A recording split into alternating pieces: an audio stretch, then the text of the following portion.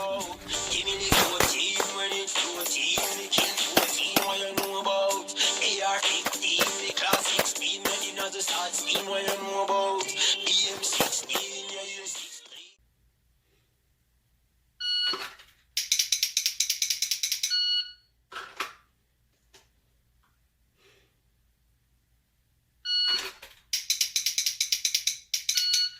Trigger freeze.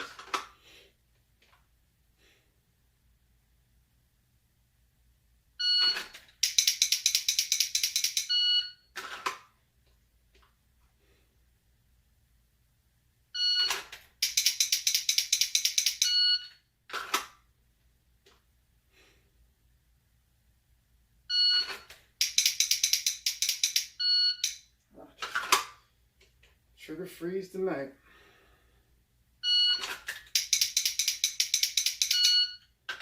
So I have 4 half-scale targets at 7 yards. I'm giving myself, I think it was 2.7 seconds to draw, engage each one twice.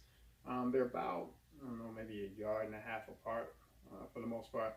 But I'm going in different orders. I'm going right to left, left to right. I'll start on the second one, work my way right, and then finish on the last, or start the second one over, engage those 2, and then do the next 2 on the left. Just trying to switch up the order, but I'm basically just working on my transitions, and of course, as I'm pressing the trigger, trying to eliminate this little bounce. I'm just trying to eliminate as much bounce as possible to make sure I'm getting back to my front sight after I transition, and getting a clean trigger press, and then also leading with my eyes. So a lot going on. Shout out to Trey for answering my question about what I need to work on. So he told me to work on my transition. So that's why we're here tonight.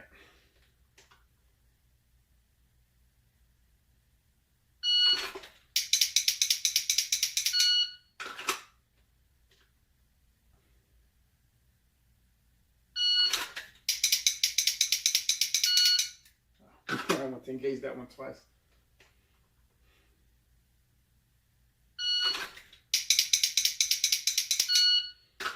Those are all A's except for the third target was Charlie Alpha.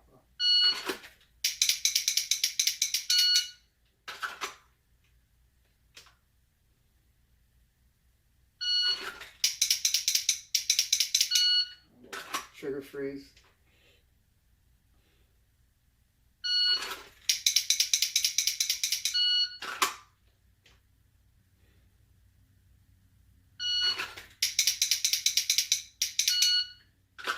I don't know why on some of these I'm hesitating. That wasn't even trigger freeze. That was just me open confirming my sights. Sights were in the A zone. So from there, let it fly.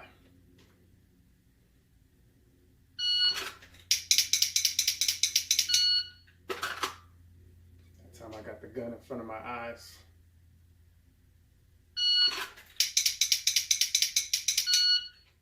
What you don't want to do.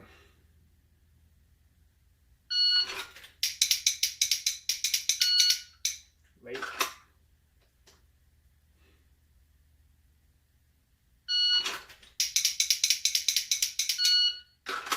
Trigger finger's getting tired. The spring on this dry fire mag, I tuned it so it's about the same as my competition trigger, but it's still, that force to break it is still a little bit different than what a normal trigger would be.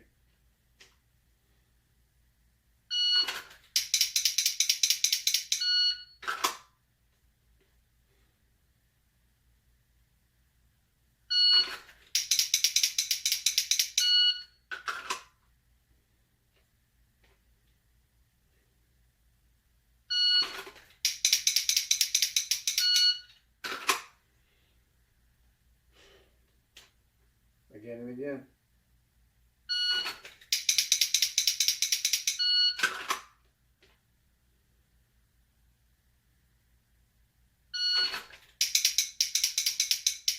Shit. Trigger finger. I don't know what I did with my zip tie. So I can just put that in there and that'll make it a little easier on my trigger finger. I just had the damn thing. I don't know what I do with it. grab another one.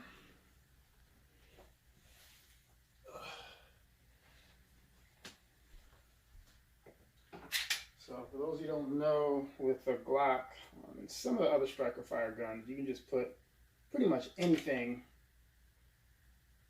in the chamber, kind of just right before the breech face, just so the gun, see it's slightly out of battery. You can see the barrel sticking out and the guide rod sticking out. When you do that, you'll get a dead trigger. Now there's no wall or anything like that. It'll reset. There's no click because you don't have that wall, but you can press the trigger a million times. I'm doing that right now instead of the dry fire mag just because my trigger finger is tied as shit. So this is a little bit easier to manipulate, but still a little fatigued there. So after this, I think I'm just going to go to straight trigger presses without the multiples, but I need to work on my transitions. Even if I need to do the transition work and just get the gun to the target without actually pulling the trigger.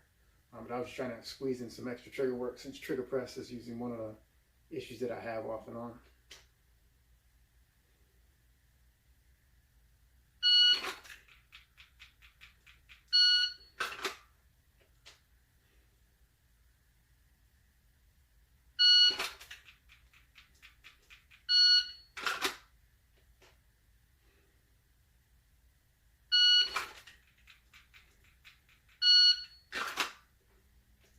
Watching for shoulder tension. I normally have a lot of it.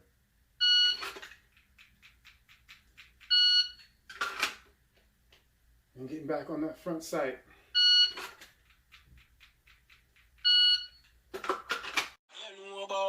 Give me the 14, when it's 14, me kill 14, what you know about? AR-15, the class 16, men in the start speed.